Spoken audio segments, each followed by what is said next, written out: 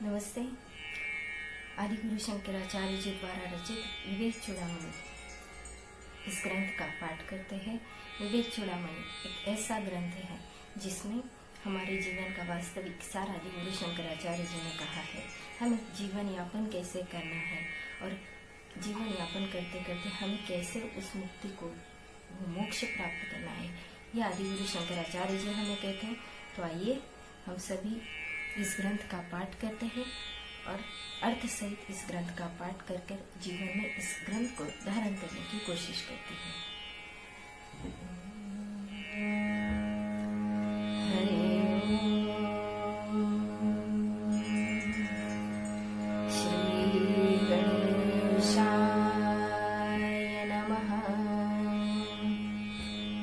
श्री विवेक चूड़ामणि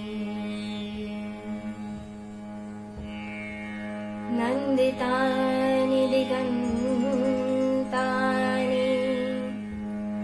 यस्यानन्दाम्बुबिन्दुना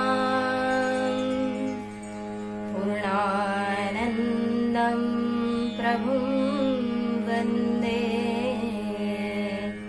स्वानन्दैकस्वरूपिणम्।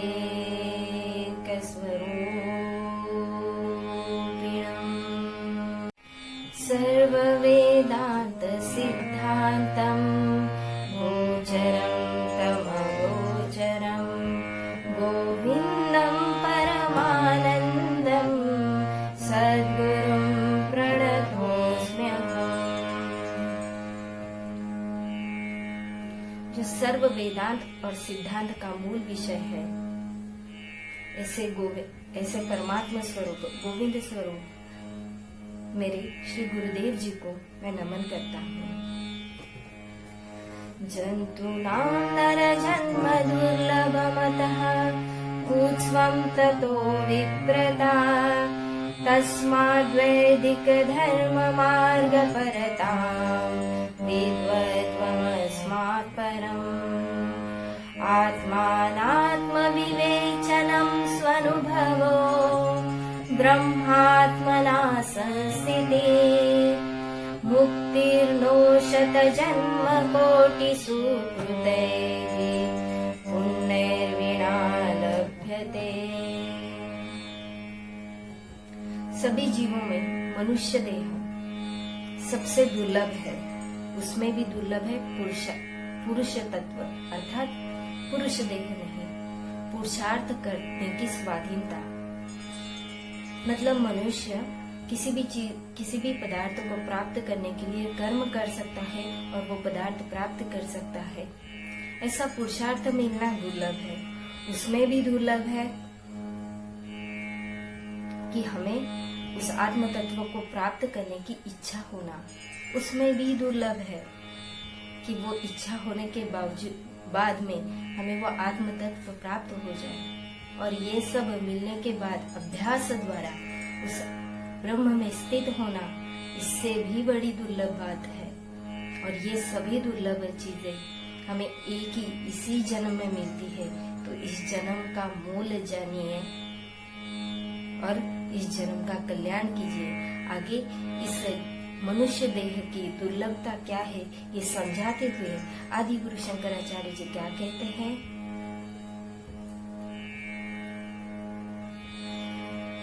दुर्लभं त्रयमेवैतद् देवानुग्रह हेतुकं मनुष्यत्वं मुमुक्षत्वं महापुरुष संश्रयः।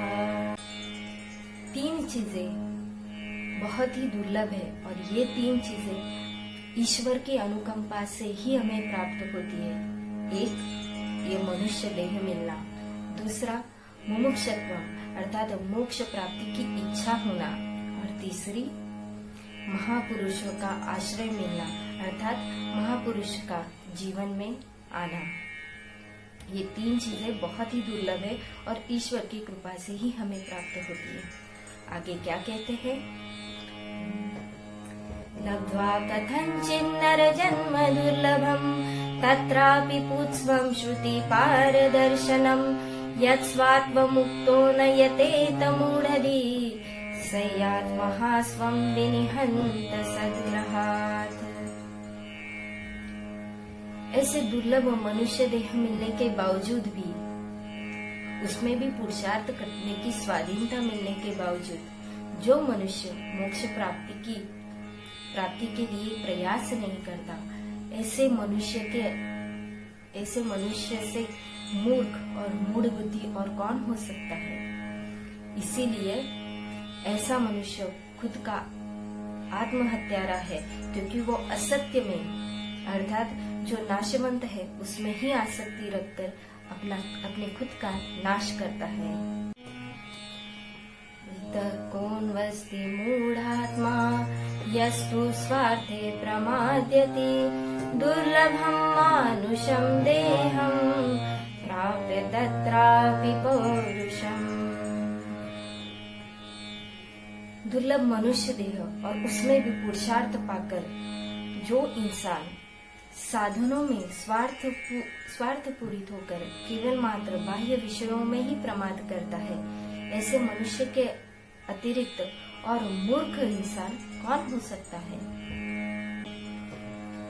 वदन्तु शास्त्राणि यजन्तु देवान् कुर्वन्तु कर्माणि भजन्तु देवता आत्मैक्य बोधेन विनापि मुक्तिर्न सिद्ध्यन्ति ब्रह्म शतान्तरेऽपि।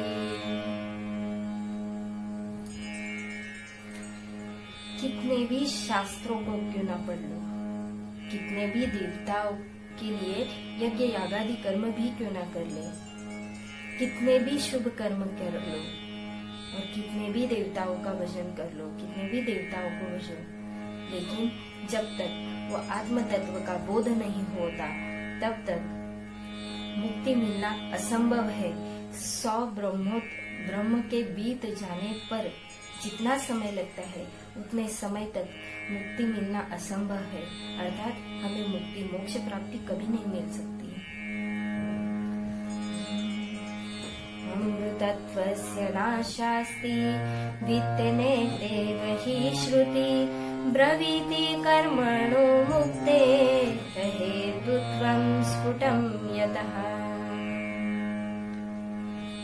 धन से हमें अमृत अर्थात अमरत्व की प्राप्ति नहीं हो सकती, चाहे कितना भी धन कमा लो, कितना भी द्रव्य एकत्रित कर लो, उससे हम अमर नहीं हो सकते। वैसे ही चाहे कितने भी कर्म भी क्यों ना कर लो, उससे हमें मुक्ति नहीं मिल सकती। यह श्रुति में स्पष्ट बतलाया गया है।